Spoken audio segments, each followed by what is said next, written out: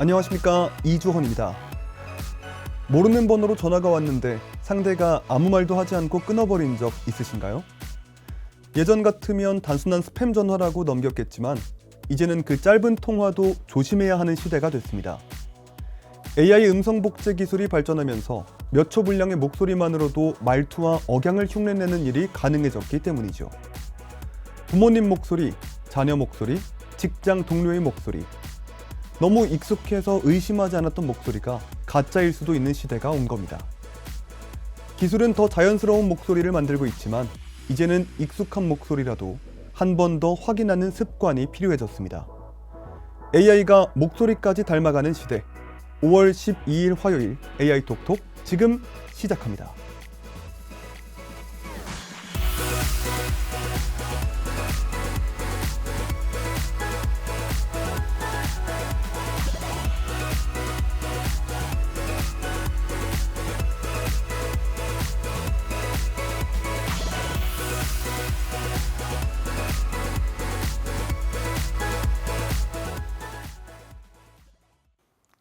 (5월 12일) 화요일 AI 톡톡, 오늘도 힘차게 출발해 보겠습니다.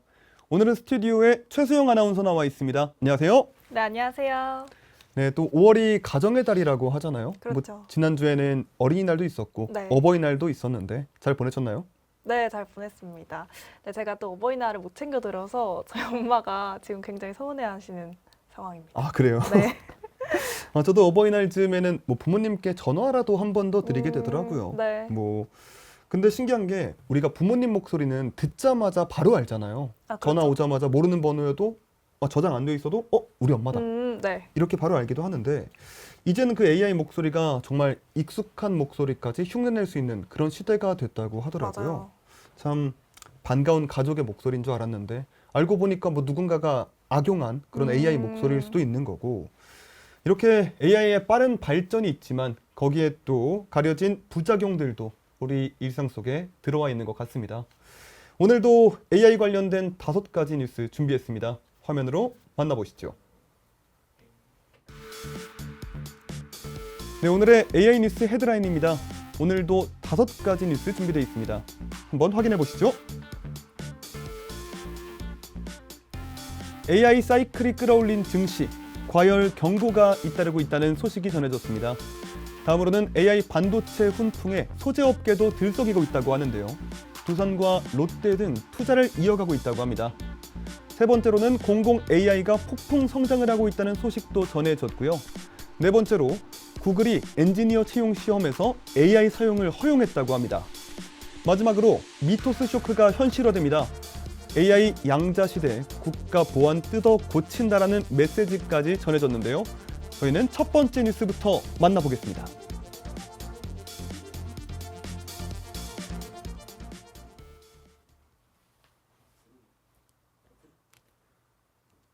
AI가 글로벌 증시 상승세를 이끄는 가운데 과열 경고도 잇따르고 있습니다. 일부 투자 거물들은 현재 AI 주도 장세가 과거 닷컴 버블과 닮아 있다고 지적했는데요. AI 기대감이 실제 성장으로 이어질지 아니면 거품으로 끝날지 시장의 관심이 커지고 있습니다. 관련 내용 최수영 아나운서와 함께 살펴보겠습니다. 최수영 아나운서는 혹시 주식 투자 하시나요? 네, 합니다. 최근에 또 좀 올라져가지고 네. 지금 기분이 아주 좋습니다. 아, 그래요? 네. 전 주식을 좀 잘 못하는 편인데 그러다 보니까 주변에 좀 많이 물어보긴 해요. 근데 주변에서 요즘에 거의 빠지지 않고 AI 이야기가 나오더라고요. 그렇죠. 뭐 엔비디아가 많이 올랐다더라, 네. 뭐 AI 관련주는 뭐 바로 들어가야 된다, 이런 얘기들이 많이 나오는데, 근데 이게 또 한편으로는 너무 빠르게 오르면 또 불안해지기도 하잖아요. 맞아요. 이게 정말 이 실적을 보고 오르는 건지 아니면 그냥 그 기대감 때문에 네. 막연하게 오르는 건지 잘 모르겠긴 한데, 이 최근 투자 거물들 사이에서도 AI 주도 증시에 대한 경고가 나왔다고 하더라고요. 네, 맞아요. 사실 지금의 상승세가 실적보다는 기대감이라는 엔진만으로 돌아가고 있다라는 우려가 나옵니다. 가장 눈에 띄는 인물은 2008년 금융위기를 정확히 맞췄던 마이클 버리입니다. 그는 최근의 증시 상황을 보면서 AI라는 두 글자 때문에 주가가 그저 올랐다는 이유만으로 주가가 계속 오르고 있다라는 상황을 꼬집었습니다. 경제 지표가 안 좋아도 금리 인하 전망이 어두워도 AI 사이클에 대한 믿음 하나로 시장이 버텨주고 있다는 거죠. 특히나 버리는 지금의 모습이 닷컴 버블이 터지기 직전이었던 1999년과 2000년의 마지막 모습과 굉장히 닮아 있다고 경고했습니다. 네, 예전 그 닷컴 버블 당시에 이 인터넷이라는 새로운 기술에 대한 기대감이 또 엄청났다고 하잖아요. 그때는 뭐 회사 이름에 닷컴만 붙어도 이 주가가 정말 천정부지로 치솟았다고 하는데, 맞아요. 근데 그러다가 또 이게 한순간에 폭락을 하기도 했었잖아요. 지금 AI 기업들도 그때만큼 위험한 수준으로 봐야 되는지도 궁금합니다. 네, 사실 전문가들은 특히나 반도체 지수의 움직임을 지금도 심상치 않게 보고 있습니다. 엔비디아나 브로드컴 같은 기업들이 포함된 이 필라델피아 반도체 지수는 최근 일주일 사이에만 10%가 넘게 폭등하기도 했는데요. 마이클 버리는 이 흐름이 2000년 기술주 붕괴 직전의 궤적과 굉장히 유사하다고 지적했습니다. 과거에는 닷컴만 붙으면 오르던 시대가 있었듯이 지금은 AI라는 이름이 그 닷컴이라는 이름을 대신하고 있다라는 분석입니다. 네, 그리고 이 주식 시장에서는 그 누가 경고하느냐도 중요하게 보잖아요. 네. 뭐 특히 이 과거 큰 위기나 폭락장을 예측했던 그런 투자자들이 비슷한 이야기를 하면은 뭐 시장에서도 더 귀를 기울이는 것 같은데, 맞아요. 1987년에 이 블랙 먼데이를 예측했던 폴 튜더 존스도 이 비슷한 의견을 냈다고 들었습니다. 네. 네, 맞습니다. 특히나 존스는 버핏 지수라는 지표를 근거로 들었습니다. 버핏 지수는 국내 총생산, 즉 GDP 대비 주식시장의 시가총액 비율을 말하는데요. 보통 120%가 넘으면 과열로 보는데 존스는 AI 강세가 이어져서 증시가 지금보다 40% 더 오를 경우 이 수치가 무려 300% 넘어설 것이라고 내다봤습니다. 물론 향후 1, 2년은 강세가 더 갈 수 있다라고 여지를 줬지만 결국 그 끝에는 강력한 조정이 올 수밖에 없다라는 점을 분명히 한 겁니다. 이 시장이 경제 지표를 무시하고 있다는 점도 우려스러운 것 같습니다. 원래는 이 고용이나 소비 지표에 따라서 증시가 출렁여야 되는 게 정상 아닌가요? 맞아요. 또 원래는 금리가 인하돼야 주가가 좀 떨어져야 합니다. 최근 미국 소비 심리가 사상 최저 수준으로 떨어지고 또 고용은 여전히 견조하면서 연준이 금리를 내리기에는 다소 힘든 상황이 됐거든요. 보통은 이걸 악재로 받아들여져야 하는데 시장은 AI가 세상을 바꾸니까 괜찮다라면서 이제 보고 싶은 것만 보는 상황입니다. 투자자들이 보고 싶은 것만 보는 이른바 확증 편향에 빠져 있기 때문에 지금 이런 지적이 나오는 이유기도 합니다. 투자자들 입장에서는 이 축제가 언제 끝날지 이 정말 거품인지를 판단하기가 참 어려울 것 같은데요. 네. 어떤 점을 유심히 살펴보면 좋을까요? 결국 AI가 이제 돈을 벌어다 주는지가 관건이 될 겁니다. 과거 닷컴 버블 때도 수익 모델이 없었던 기업들이 먼저 무너졌거든요. 지금은 엔비디아처럼 실체가 있는 기업들이 주도하고는 있지만 그 열풍에 편승한 다른 기업들까지 주가가 좀 과도하게 부풀려져 있는지는 아는지 냉정하게 따져봐야 합니다.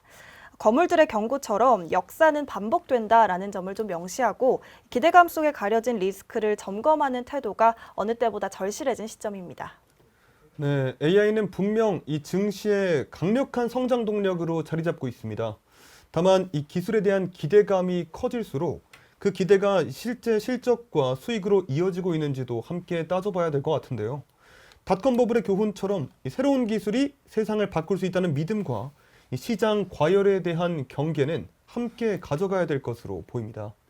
저희는 두 번째 뉴스 만나보도록 하겠습니다. AI 반도체 훈풍에 소재업계가 들썩이고 있다고 합니다. 두산과 롯데 등 대기업들도 박차를 가하고 있다고 하는데요. 어떤 내용인지 만나보시죠.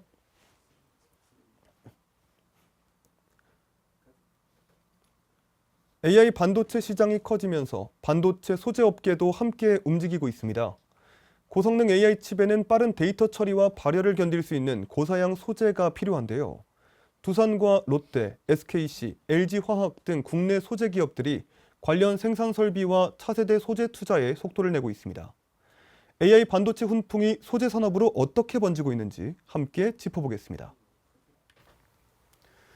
최수영 아나운서는 혹시 평소에 요리 좀 하시나요? 라면 정도 합니다. 네. 아, 라면 굉장히 또 요리라고 할 수 있죠. 요리하시나요? 저는 요즘에 좀 취미로 요리를 좀 배우고 있거든요. 네. 물론 이게 학원에 가거나 뭐 네. 그렇게 배우는 건 아니고 그냥 유튜브 통해서 요즘에 레시피가 잘 나와 있으니까 있죠. 네. 그런 거 좀 따라 만드는 정도인데요. 하다 보니까 또 요리는 뭐 간도 중요하고 뭐 손맛도 중요하고 하겠지만 제가 보기에 네. 뭔가 가장 중요한 거는 이 재료가 제일 중요하다는 생각이 좀 들더라고요. 네. 이게 아무리 레시피를 똑같이 해도 이 재료가 아쉬우면 그 맛이 안 나는 것처럼 맞아. 이렇게 좀 재료가 중요하다는 생각이 드는데 근데 이게 반도체도 마찬가지일 것 같습니다. 그 AI 반도체가 좋은 성능을 내려면 그 안에 들어가는 이 소재가 또 받쳐줘야 될 것 같은데요. 요즘 이 AI 반도체 열풍에 뭐 삼성전자나 엔비디아 같은 기업들은 물론 그 반도체에 들어가는 재료를 만드는 회사들도 굉장히 또 난리가 났다고 들었습니다. 그렇습니다. 이 반도체라는 또 요리가 잘 되려면 좋은 식재료가 필수인 것과 같습니다.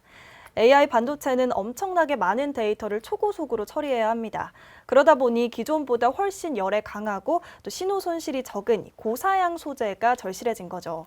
이에 따라 두산, 롯데, LG 같은 국내 대기업들이 앞다퉈서 반도체 소재 사업에 정말 천문학적인 돈을 쏟아붓고 있습니다. 단순히 공장을 돌리는 수준을 넘어서 수천억 원대의 공격적인 증설과 또 대형 인수, 즉 M&A까지 이어지면서 판 자체가 굉장히 커지고 있습니다. 보통 AI 반도체 얘기를 하면은 시민분들이 가장 먼저 생각하실 곳은 엔비디아나 삼성전자 같은 이름을 먼저 떠올리실 것 같은데 네, 이번에 가장 눈에 띄는 곳은 또 두산입니다. 맞아요. 이 투자 규모를 작년보다 거의 3배 가까이 늘렸다고 하는데 어떤 기술에 집중하고 있는 거죠? 두산은 CCL, 즉 동박 적층판이라는 이 소재에 올인하고 있습니다. 용어가 좀 어려운데요. 쉽게 말해서 반도체와 부품들이 올라가는 인쇄 회로기판, 즉 PCB의 핵심 뼈대라고 보시면 됩니다. AI 가속기는 엄청난 열을 뿜어내는데 두산의 고사양 CCL은 이 열과 또 신호 손실에 견디는 능력이 탁월합니다. 현재 국내 공장은 가동률이 100%를 넘을 정도로 물량이 달려서 최근 태국에 1,800억 원을 들여서 대규모 생산 거점을 또 짓기로 했습니다. 더 놀라운 건 SK실트론 인수 추진인데요. 웨이퍼부터 후공정 테스트까지 반도체 전체를 아우르는 거대한 소재 왕국을 건설하겠다라는 의지가 또 보입니다.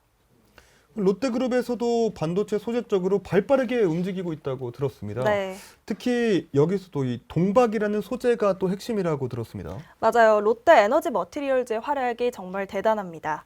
이 회사는 동박 중에서도 아주 얇고 매끄러운 이 회로박 생산에 집중하고 있습니다. 데이터 센터가 커지면서 신호를 더 빨리 그리고 더 정확하게 전달해야 하는데 여기에 들어가는 초극 저조도 동박 수요가 지금 폭발하고 있습니다. 롯데는 아예 전지박 라인을 회로박 라인으로 전환하는 시기를 당초 계획보다 1년 앞당겨서 2027년까지 완료하기로 했습니다. 생산 능력도 내년까지 올해 거의 2배 수준인 16,000톤까지 끌어올려서 시장을 선점하겠다라는 전력을 내보이고 있습니다. 요즘 반도체가 점점 더 작아지고 빨라지면서 이 기존 방식만으로는 한계가 있다는 그런 지적도 나오고 있는데요. 네. 이 새로운 기술이 나오면 그에 맞는 이 새로운 재료들도 필요할 것 같습니다. 이 최근 반도체 업계 중에 가장 핫한 키워드죠. 이 유리기판이라는 소재를 두고 이 국내 기업들의 경쟁이 또 굉장히 치열하다고요. 맞습니다. 기존 플라스틱 기판의 한계를 뛰어넘을 유리 기판이 또 차세대 게임 체인저로 떠오르고 있습니다. SKC의 자회사인 앱솔릭스는 이미 지금 미국 조지아 공장에서 시제품을 또 뽑아내고 있습니다.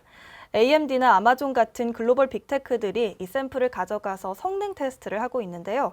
여기에 LG화학도 도전장을 내밀었습니다. LG화학은 전자소재 부문 매출을 2030년까지 2조 원으로 2배 정도 키우겠다라는 목표를 가지고 있는데요. 고객사와 함께 유리기판을 공동 개발하는 건 물론 반도체 패키지용 핵심 필름 개발에도 박차를 가하고 있습니다. 이런 소재 산업은 원래 이 변화가 좀 느린 분야라고 생각을 했는데 네. 확실히 이 AI 때문에 속도전이 또 굉장히 대단한 것 맞아요. 같습니다. 이런 공격적인 투자, 우리 경제에는 어떤 의미가 있을까요? 반도체 자립도를 높이고 산업 생태계를 단단하게 만드는 결정적인 역할을 합니다. 그동안 반도체 칩 제조 기술은 세계 최고였지만 정작 그 안에 들어가는 이 핵심 소재들은 해외 의존도가 높은 경우가 많았습니다. 하지만 지금처럼 대기업들이 자금력을 바탕으로 기술 격차를 벌린다면 칩 설계 그리고 제조, 소재로 이어지는 완벽한 반도체 강국으로 거듭날 수 있을 겁니다. AI라는 거대한 흐름 속에서 이 소재 기업들이 단순한 서포트를 넘어서 이제 주연 배우로까지 자리매김하고 있는 상황입니다. 네, 뭐 정리해보자면 이 AI 반도체 경쟁은 칩 자체를 넘어서 그 안에 들어가는 핵심 소재 경쟁으로까지 확산되고 있는 것 같습니다. 이 반도체가 더 빠르고 강력해질수록 이를 견디고 뒷받침할 이 소재 기술의 중요성도 커질 수밖에 없는데요. 국내 소재 기업들의 투자가 AI 반도체 생태계를 얼마나 단단하게 만들 수 있을지 함께 지켜보시면 좋을 것 같습니다. 저희는 다음 뉴스 만나보도록 하겠습니다. 네, 공공 AI가 폭풍 성장하고 있습니다. 대형 사업이나 대기업 수주 쏠림은 좀 과제로 남을 수가 있다고 얘기가 나오는데요. 어떤 내용인지 확인해 보시죠. 공공부문 AI 시장이 빠르게 커지며 연간 3조 원 규모에 가까워지고 있습니다. 정부와 공공기관의 AI 도입이 챗봇과 기계학습, 딥러닝 서비스 개발로 넓어지고 있는 건데요. 다만 대형 사업과 대기업 중심의 수주 쏠림, 그리고 생성형 AI 도입 지연은 해결해야 할 과제로 꼽힙니다. 공공 AI 시장의 성장과 남은 과제 함께 확인해 보겠습니다. 제가 최근에 이 예비군 관련해서 궁금한 게 있어가지고 네. 이 공공기관 홈페이지에 들어간 적이 있거든요. 근데 그때 들어가자마자 이 AI 챗봇이 있더라고요. 예전에는 뭐 원하는 정보 찾으려면 네. 들어가서 뭐 클릭도 해보고 어디도 들어가고 이렇게 했어야 됐는데 이번에는 이 챗봇에 예비군 딱 세 글자만 네. 검색했는데도 바로 이게 안내가 나와서 훨씬 편해졌겠네요. 네, 확실히 굉장히 또 편리했던 것 같습니다. 이런 걸 보면은 이 공공기관에도 AI를 도입했다는 게 확실히 좀 느껴지더라고요.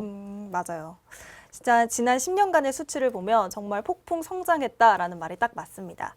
소프트웨어 정책연구소의 최신 보고서에 따르면 2015년에 겨우 2,400억 원 수준이었던 공공부문 AI 계약 금액이 지난해 무려 2조 8천억 원을 넘어섰습니다.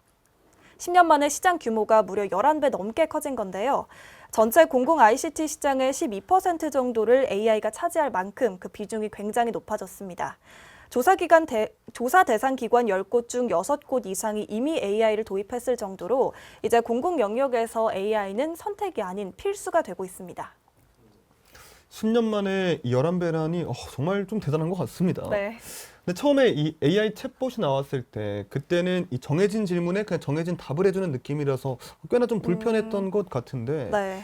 이번에는 제가 경험해봐도 이 AI를 활용하는 방식 자체가 예전과는 많이 달라진 것 같더라고요. 맞아요. 이제 기술의 질 자체가 확실히 달라졌습니다.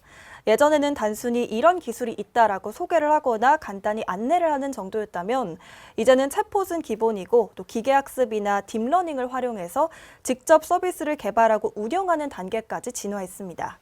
국방부의 지능형 플랫폼이나 법률구조공단의 법률 플랫폼처럼 수백억 원대의 대형 플랫폼들이 속속들이 등장을 하면서 공공부문이 국내 AI 산업을 키우는 든든한 마중물 역할을 톡톡히 하고 있습니다. 네, 시장이 커지는 건 또 당연히 반가운 일이지만 네. 늘 그렇듯 이 돈이 커지면 어디에 어떻게 쓰이느냐가 또 중요해지잖아요. 지금은 뭐 특히 대형 사업 위주로 이렇게 쏠림 현상이 강해지고 있다고 하는데 이런 지적에 대해서도 한번 얘기해 주시죠. 네, 말씀해주신 부분이 사실 현재 AI 공공부문의 가장 뼈아픈 대목입니다.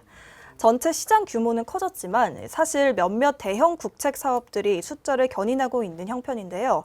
특히 중앙정부나 국가기관은 한 건당 평균 20억 원을 넘게 쓰면서 공격적으로 투자를 하고 있습니다. 그에 반면에서 지자체는 그 절반 수준인 10억 원 정도에 그치고 있다고 해요. 그나마 지자체 예산의 절반 가까이는 또 새로운 시스템을 만드는 게 아니라 기존 시스템을 고치는 유지 보수에 쓰이고 있기 때문에 지역 간 AI 격차가 앞으로 더욱더 벌어질 우려가 크다라는 지적이 나오고 있습니다. 네, 그리고 조금 더 들여다보면 이 기업들 간의 양극화 문제도 좀 심각해 보입니다. 이 중소기업들의 수주는 많이 하는데 정작 알짜배기 큰 사업들은 대기업들이 또 다 가져가고 있다고요. 맞아요. 수치로 보면 그 차이가 더 극명하게 드러납니다. 전체 계약 건수를 보면 중소기업들이 87% 이상을 따내며 시장을 떠받치고 있습니다. 하지만 정작 돈을 보면 또 이야기가 달라지는데요. 중소기업의 건당 수주액은 평균 12억 원인데 대기업 25개사가 따내는 사업은 건당 평균 110억 원에 달한다고 해요. 무려 9배 차이가 나고 있습니다. 중소기업은 자잘한 사업을 여러 개 하고 대기업은 굵직한 사업을 독점하는 지금 수주 양극화 현상이 뚜렷하게 나타나고 있습니다.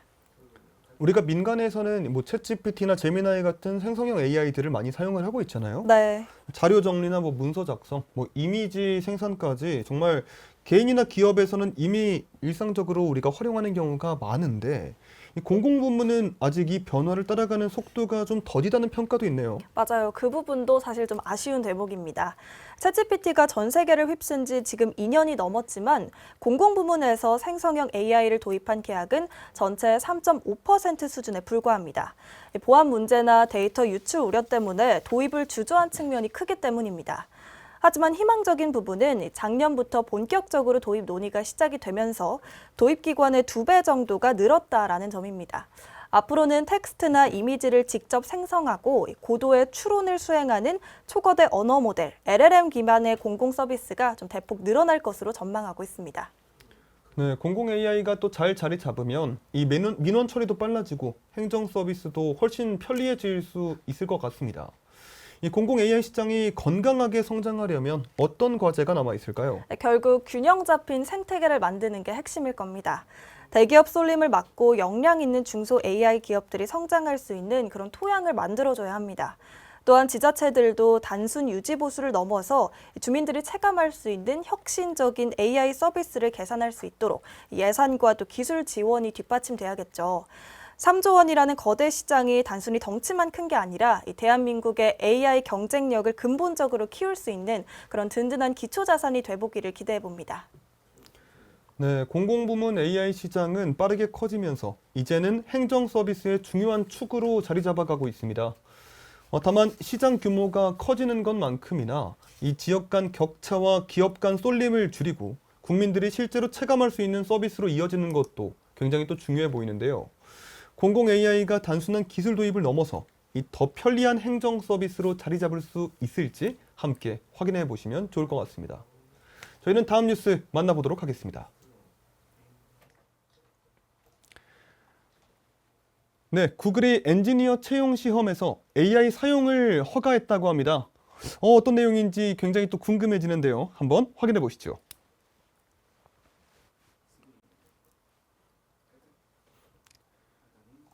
AI가 개발 현장의 필수 도구로 자리 잡으면서 채용 방식도 바꾸고 있습니다. 구글이 소프트웨어 엔지니어 채용 시험에서 지원자의 AI 사용을 허용하기로 했는데요.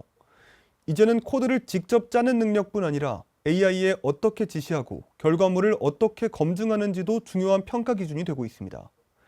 AI 시대 개발자 채용의 변화 함께 살펴보겠습니다. 제가 학창 시절에 가장 불만이었던 게 있습니다. 뭔데요? 이게 수학 문제를 풀 때 네. 계산기를 못 쓰게 하는 게 굉장히 불편했거든요.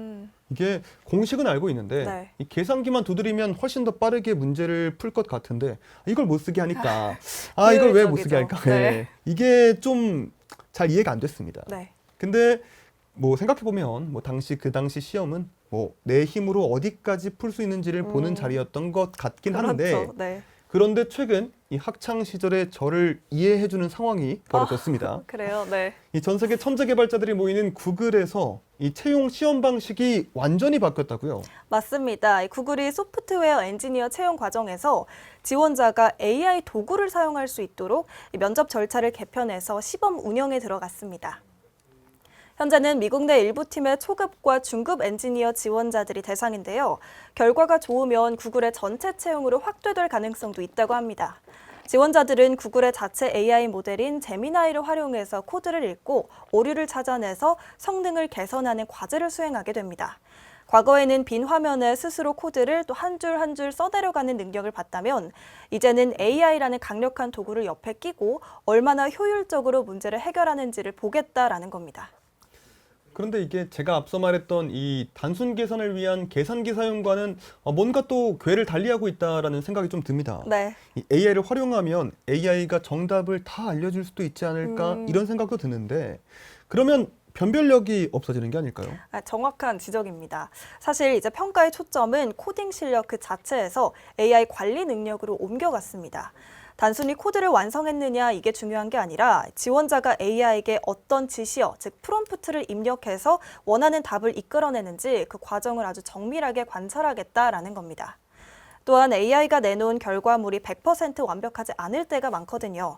이때 AI의 오류를 어떻게 검증하고 또 어디서 수정해서 최종적으로 완성하는지, 즉 디버깅 능력과 검증 역량을 핵심 지표로 삼습니다. 계산기를 쓴다고 해서 모두가 수학 문제를 맞히는 게 아니듯이 이 AI라는 도구를 또 얼마나 전문적으로 통계하는지를 보겠다는 겁니다. 그리고 이 구글이 이런 파격적인 내 결정을 내린 배경이 무엇인지도 궁금합니다. 네. 이 실제 업무 현장에서는 뭐 AI를 사용을 하고 있기 때문일까요? 네, 그렇습니다. 사실 구글이 최근에 밝힌 굉장히 놀라운 통계가 하나 있는데요. 현재 구글 사내에서 만들어지는 신규 코드의 4분의 3, 즉 75%를 이미 AI가 작성하고 있었습니다.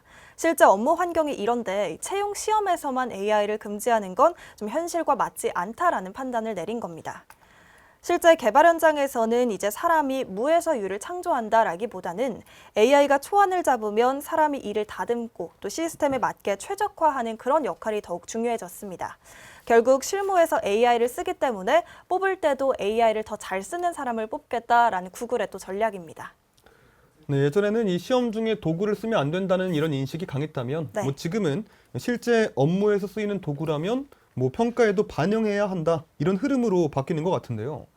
근데 이 구글 같은 빅테크 기업들이 이런 방식을 도입하면 다른 기업들도 영향을 받을 수밖에 없지 않을까요? 맞아요. 사실 이미 이런 흐름은 좀 거스를 수 없는 흐름이 됐습니다. 디자인 플랫폼인 캔바나 AI 코딩 스타트업 코그니션 같은 곳들은 또 벌써 AI 활용을 전제로 채용을 진행하고 있습니다. 코그니션의 한 임원은 AI 없이 코딩 시험을 보는 건 계산기 없이 수학 시험을 보는 것과 같다라고 말을 했는데요. 앞으로 개발자들에게 요구된 역량은 암기된 코드 문법이 아니라 문제의 구조를 파악하고 AI에게 업무를 할당하는 그런 설계 능력이 될 겁니다. 이제 코딩 교육의 방향도 단순히 언어를 배우는 것에서 AI와 좀 협업하는 법을 배우는 쪽으로 또 급격히 이동할 것으로 보고 있습니다. 이 얘기를 들어보면 이 개발자가 되고 싶은 취업 준비생들이나 학생들에게는 굉장히 또 큰 충격으로 다가왔을 것 같습니다. 네. 그들에게는 앞으로 어떤 준비가 필요할까요? 이제 AI를 자신의 좀 확장된 뇌로 받아들이는 게 필요하다라는 평가가 나오고 있습니다. 기초적인 코딩 원리는 당연히 알고 있어야 AI가 틀릴 때도 잡아낼 수 있겠죠. 하지만 거기서 멈추지 말고 AI에게 복잡한 요구사항을 정확하게 전달하는 이 소통 능력, 그리고 AI의 결과물을 또 비판적으로 검토할 수 있는 안목을 키워야 합니다. 기술이 발전하면서 도구는 계속 바뀝니다. 예전에 주판을 쓰다가 계산기를 쓰고 이제는 AI를 쓰는 것처럼 바뀌는 건데요. 중요한 건 도구에 먹히는 게 아니라 도구를 활용해서 더 큰 가치를 만들어내는 기획력 그리고 또 창의성이라는 점을 또 잊지 않아야겠습니다. 네, 이렇게 구글과 같은 빅테크 기업들도 이제 채용 시장에서 AI를 활용하고 있다는 소식도 전해드렸습니다. 이 AI에 관련된 이 소통 능력과 비판 능력들도 굉장히 또 필요해질 것으로 보이는데요. 우리 취업 준비생 그리고 학생들 이 AI 코딩도 중요하겠지만 이렇게 AI를 사용하는 방법들도 굉장히 또 신경을 많이 쓰셔야 될 것 같습니다. 저희는 다음 뉴스 만나보도록 하겠습니다. 네, 미토크 쇼크가 현실화되고 있습니다. AI 그리고 양자 시대가 국가 보안을 뜯어 고친다는 이야기가 전해졌는데요. 함께 확인해 보시죠.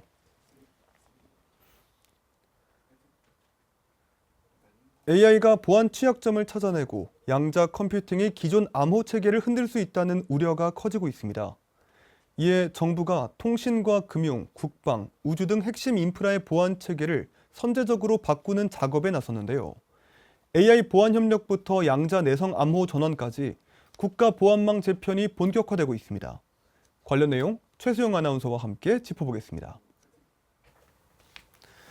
요즘은 로그인 하나 할 때도 이렇게 신경 쓸 게 많잖아요. 네.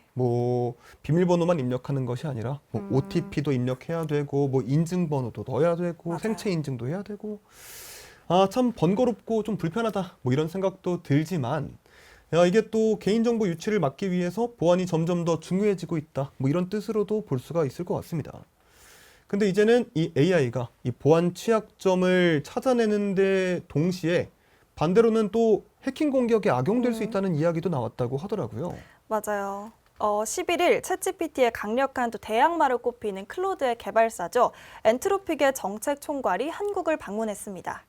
이번 만남은 엔트로픽 측에서 먼저 요청해서 성사된 것으로 알려졌는데요. 핵심 의제는 엔트로픽의 차세대 AI 에이전트인 미토스의 보안에 대한 대응입니다.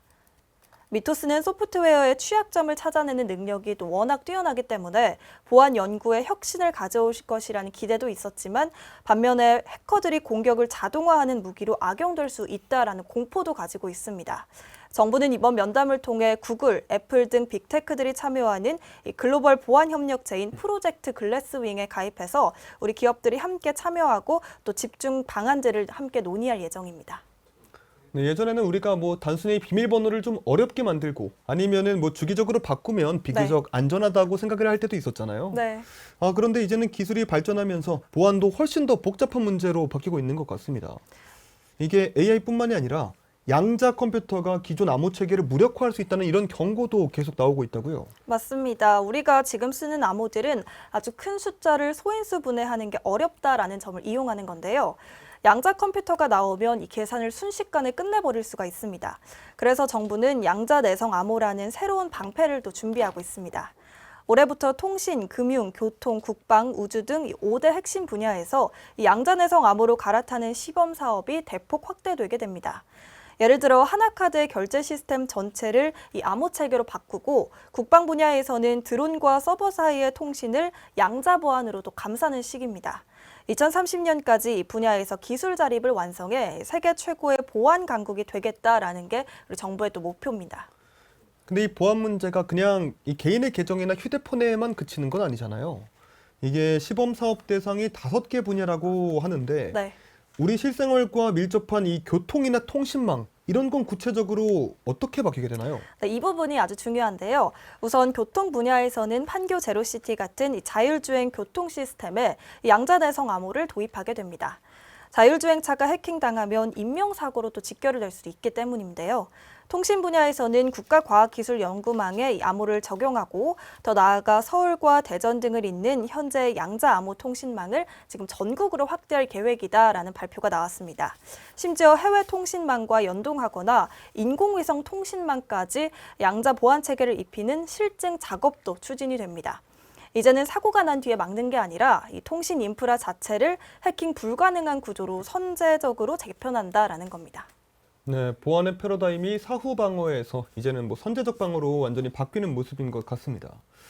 정부가 강조하는 이 제로 트러스트라는 개념도 이와 관련이 있는 건가요?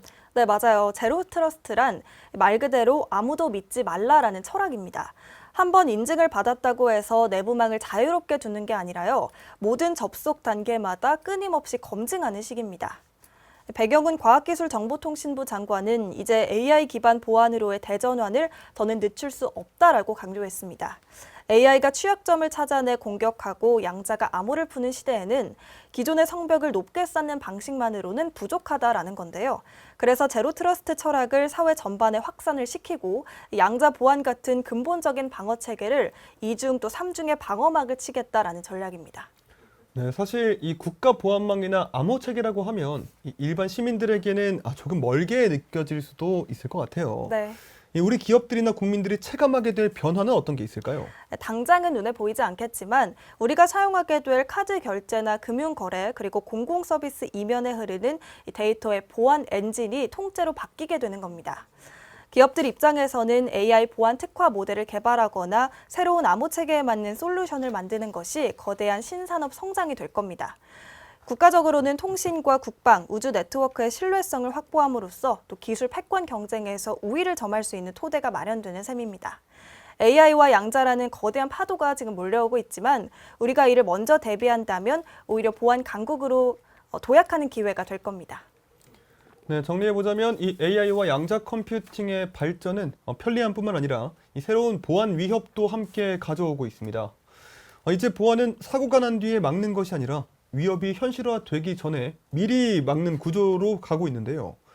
국가 핵심 인프라의 보안 체계가 AI 양자 시대에 맞게 얼마나 빠르게 전환될 수 있을지도 함께 지켜보시면 좋을 것 같습니다. 이렇게 오늘 AI 관련된 뉴스 5꼭지 확인해봤습니다. 한 번 더 화면으로 만나보시죠.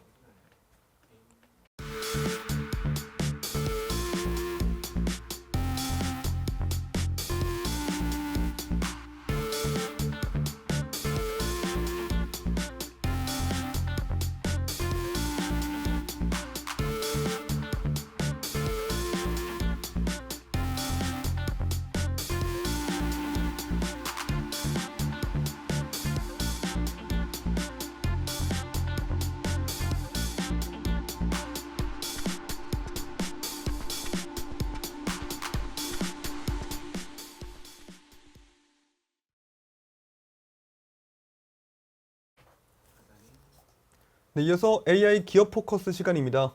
오늘 소개해드릴 기업은 중국의 대표 빅테크 기업 알리바바입니다. 네, 알리바바는 최근 전자상거래와 클라우드 사업을 기반으로 자체 AI 모델과 AI 쇼핑 서비스까지 그 영역을 넓혀가고 있습니다. AI 시대의 알리바바가 어떤 전략으로 새로운 성장 기회를 만들어가고 있는지 지금 바로 화면으로 만나보시죠. 자, 오늘 분석할 기업 바로 알리바바입니다. 늘 보던 뻔한 이커머스 이야기냐고요? 아닙니다. 오늘은 최근 실적 기사들 이면에 숨겨진 알리바바의 진짜 묵직한 기술 패러다임 전환을 파헤쳐 보려고 합니다. 이 유통거인이 도대체 어떻게 글로벌 AI 생태계를 뒤흔들 준비를 하고 있는지 바로 들어가 보죠. 오늘 살펴볼 핵심 내용들입니다. 1번 이커머스 거인 그 이상, 2번 AI와 클라우드 엔진, 3번 글로벌 입지 확장, 4번 리스크와 경쟁 탐색, 그리고 마지막 5번 102년의 비전까지 쭉 이어서 가보겠습니다. 자, 1번 섹션. 이커머스 거인 그 이상, 표면적인 난기류 분석입니다. 최근 뉴스만 보면 알리바바 이제 끝난 거 아니야? 성장의 벽을 만난 거 아니야? 이런 생각 한 번쯤 해보셨을 겁니다. 과연 그럴까요? 67%. 2026 회계연도 3분기에 발표된 알리바바의 조정순이익 감소율입니다. 사실 단일 분기에 이 정도 수익이 날아갔다는 건 누가 봐도 깜짝 놀랄 만한 뉴스죠. 게다가 매출도 2,848억 위안으로 2% 찔끔 성장하는 데 그쳤거든요. 핀도더 같은 기업들과 내수 시장에서 피 터지는 가격 전쟁을 치르고 있으니까요. 겉보기엔 좀 멍든 거인처럼 보일 수 있습니다. 하지만 여기서 우리가 주목해야 할 진짜 팩트는 이 수익 감소가 단순히 장사를 못해서가 아니라 완전히 다른 미래를 위해 엄청난 돈을 의도적으로 쏟아붓고 있기 때문이라는 겁니다. 바로 2번 섹션으로 넘어가 볼까요? AI와 클라우드 엔진, 진정한 성장 엔진의 베일을 벗다입니다. 알리바바의 비즈니스 모델이 완전히 통째로 바뀌고 있습니다. 예전처럼 서버 공간 떼어다 파는 전통적인 클라우드 사업이 아니에요. 이제는 메이스, 즉 서비스형 모델을 내세워서 AI 역량 그 자체를 팔고 있습니다. 그냥 인프라만 깔아주는 게 아니라 아예 기업의 브레인을 빌려주는 솔루션 공급자로 탈바꿈한 거죠. 이 변화에 얼마나 진심인지 볼까요? 1,000억 달러. 알리바바 경영진이 클라우드랑 AI 상업화로 향후 5년 안에 달성하겠다고 내건 매출 목표입니다. AI를 단순한 연구 개발용 꼬리표가 아니라 회사를 먹여 살릴 확실한 핵심 캐시카우로 만들겠다는 엄청난 베팅인 셈입니다. 이 생태계 구조를 보면 정말 치밀하다는 말이 절로 나옵니다. 이들은 이른바 풀스택 AI 생태계를 구축했는데요. 제일 밑단에는 자체 개발한 이티안 710 칩이 깔려 있고요. 그 위에 클라우드 인프라, 그리고 퉁이 채넌 3.0 같은 거대 AI 모델, 마지막으로 우리가 쓰는 토큰 허브 같은 애플리케이션까지 외부 눈치 볼 필요 없이 처음부터 끝까지 스스로 통제하는 거대한 수직 계열화를 완성했습니다. 3번 섹션, 글로벌 입지 확장, 수직적 통합 생태계입니다. 이 막강한 기술력을 바탕으로 어떻게 뻗어나가고 있는지 보시죠. 안에서 성장이 더뎌지니까 곧바로 밖으로 눈을 돌렸습니다. 알리익스프레스 초이스 주문량은 1년 만에 무려 60%나 폭증했고요. 물류를 담당하는 차이나우는 2025년 말까지 전 세계 5일 배송이라는 진짜 놀라운 목표를 향해 달리고 있습니다. 동시에 말레이시아랑 태국에 새 데이터 센터를 지으면서 동남아와 중동에 자본을 말 그대로 쏟아붓고 있죠. 같은 자료를 보면 이 파급력이 숫자로 증명됩니다. 아태 지역 전체 클라우드 시장에서 점유율 22.5%로 압도적 1위를 차지했어요. 특히 싱가포르에서는 글로벌 경쟁자들을 다 제치고 나홀로 세 자릿수 성장을 하면서 단숨에 3위까지 치고 올라갔습니다. 그 결과 알리바바의 클라우드 부문 매출은 전년 대비 36%라는 경이로운 성장을 기록했습니다. 시장 기대치를 완전히 박살냈죠. 기업들이 AI를 얼마나 원하고 있는지, 그리고 그 수요가 알리바바의 실제 지갑을 얼마나 두껍게 만들어주고 있는지 보여주는 가장 확실한 증거입니다. 자, 4번 섹션입니다. 리스크와 경쟁 탐색, 직면한 역풍들. 우리가 상황을 객관적으로 보려면 알리바바 앞을 가로막고 있는 거센 폭풍우도 당연히 확인해야겠죠? 지금 알리바바의 상황은 아슬아슬한 외줄타기입니다. 미국의 고성능 GPU 수출을 꽉 막고 있는 지정학적 리스크에 PDD나 도잉 같은 국내 경쟁자들의 매서운 추격, 거기다 회사를 6개로 쪼갠 1+6+n 분할 여파로 내부 실행 과정도 엄청 복잡해졌죠. 여기다 AI 인프라 깐다고 쏟아붓는 막대한 초기 비용 때문에 당장 이익률은 숨통이 조일 지경입니다. 그럼 여기서 어떻게 살아남느냐? 알리바바의 생존 카드는 크게 두 가지입니다. 칩 수출 통제는 자체 RISC-V 프로세서 개발에 사활을 걸어 돌파하고, 동시에 불안해하는 주주들 마음을 달래기 위해 무려 250억 달러 규모의 자사주 매입이라는 거대한 방어막을 쳤습니다. 마지막 5번 섹션, 102년의 비전, 지속 가능한 성장과 ESG 포커스입니다. 이제 시야를 살짝 넓혀볼까요? 1999년에 태어난 알리바바의 궁극적인 목표는 세계에서 제일 큰 회사가 되는 게 아닙니다. 이들의 꿈은 19세기, 20세기, 21세기 이렇게 3세기에 걸쳐 정확히 102년 동안 살아남는 좋은 기업이 되는 거예요. 단기적인 붐에 올라타는 게 아니라 아주 길고 지속 가능한 미래를 짓고 있는 거죠. 에디우 CEO가 최근 이런 말을 했죠. 기술은 인간의 선의에서 비롯된다. 결국 알리바바가 AI를 아무리 폭발적으로 확장하더라도 그 바탕에는 윤리와 책임, 그리고 안전이라는 닻을 아주 튼튼하게 내리겠다는 선언인 셈입니다.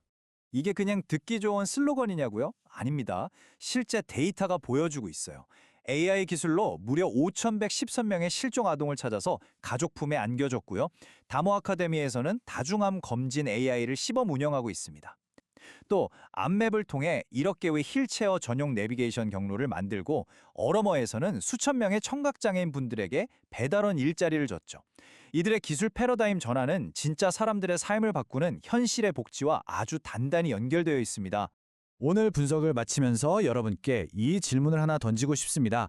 전 세계 대중에게 이커머스 혁명을 일으켰던 이 거인이 과연 다음 100년을 이끌어갈 글로벌 AI 인프라의 권력자로 완벽하게 진화할 수 있을까요?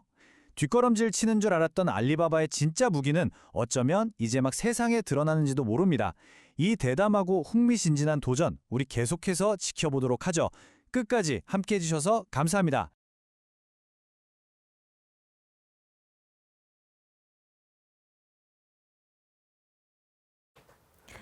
이제는 기술 변화만큼이나 시장의 평가를 함께 읽는 일도 중요해졌는데요. 증권사 애널리스트들의 날카로운 시선으로 주요 기업의 투자 포인트를 함께 짚어보는 AI 증권 리포트 시간입니다. 오늘 함께 볼 기업은 한화투자증권의 카카오 리포트입니다. 시장은 카카오를 어떻게 보고 있는지 화면으로 만나보시죠.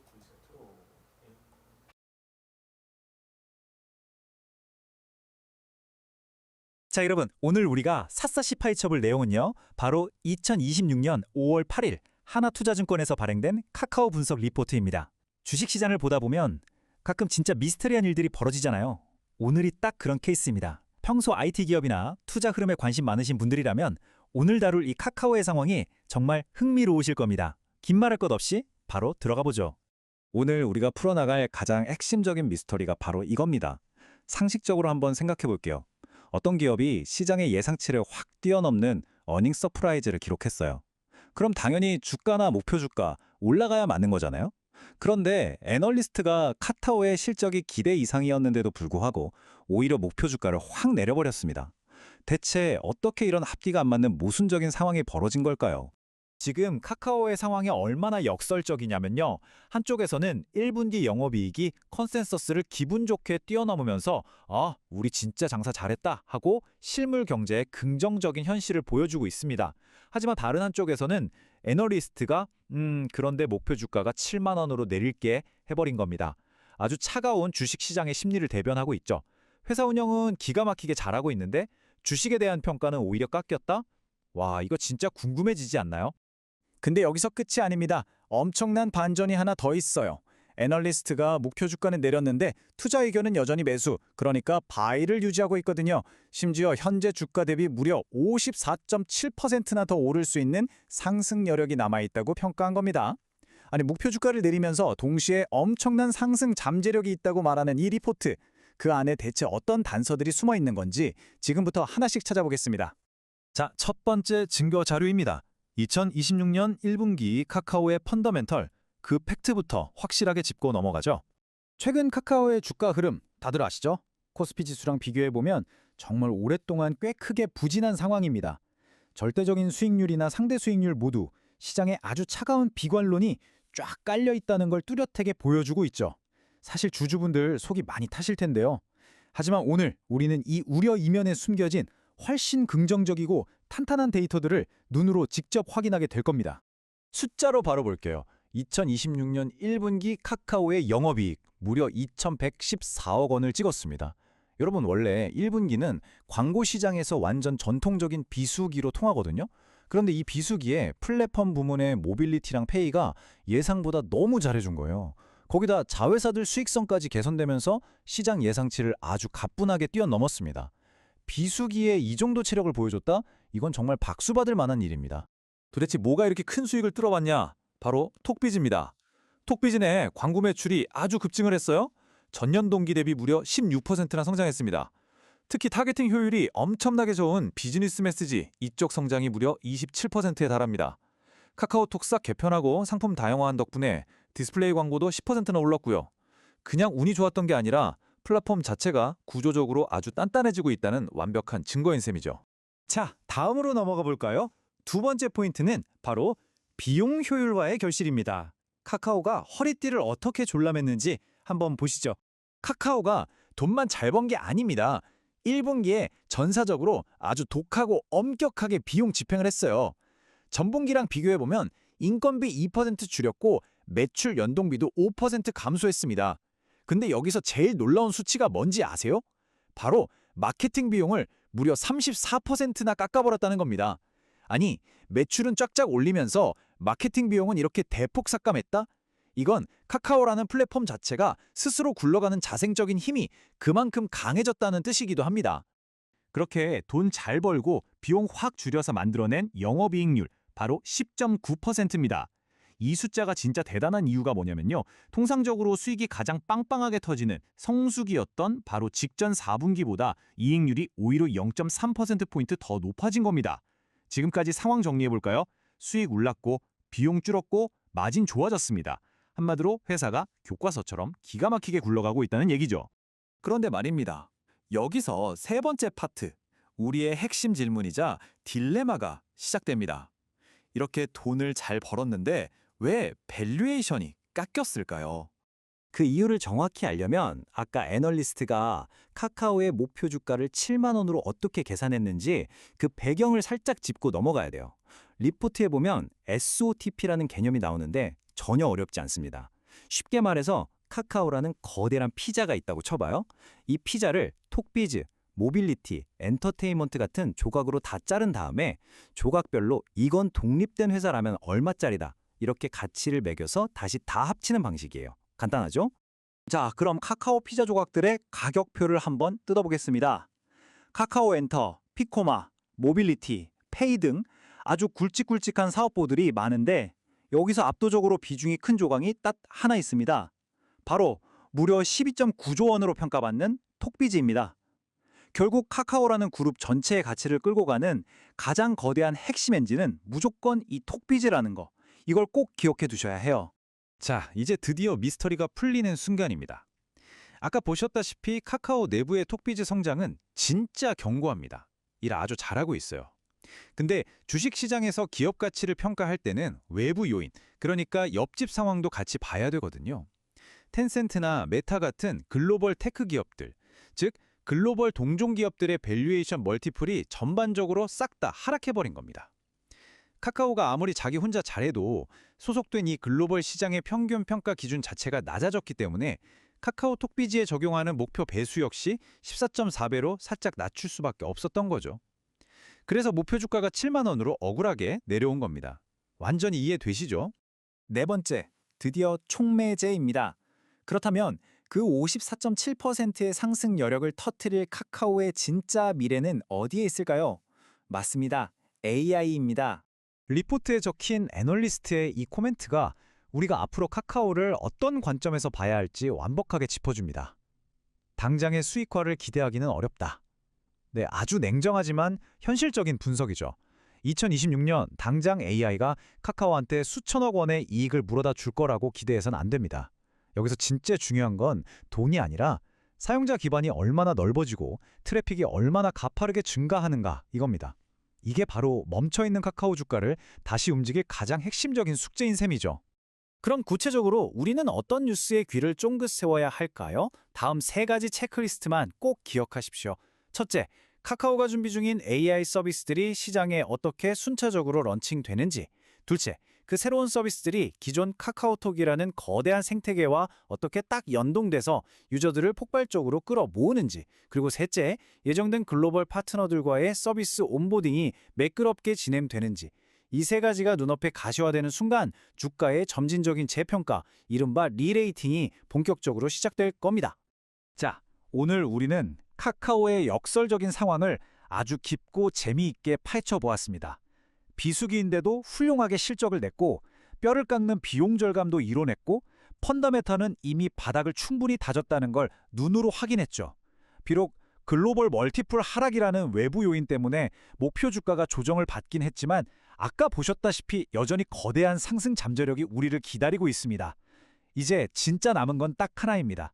과연 카카오가 야심차게 준비한 AI 에이전트 서비스들이 시장의 기대를 충족시키면서 이 억눌린 가치에 화려하게 마지막 불꽃을 피울 수 있을까요?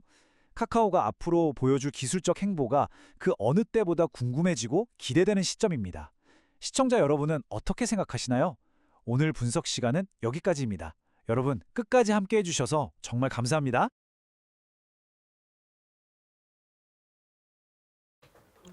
네, 저희가 준비한 소식은 여기까지입니다. 오늘 전해드린 이야기가 인공지능을 이해하시는데 조금이나마 도움이 되셨으면 좋겠습니다. 내일도 AI를 간파하는 똑똑한 소식들로 다시 찾아뵙겠습니다. 함께해 주신 여러분 고맙습니다.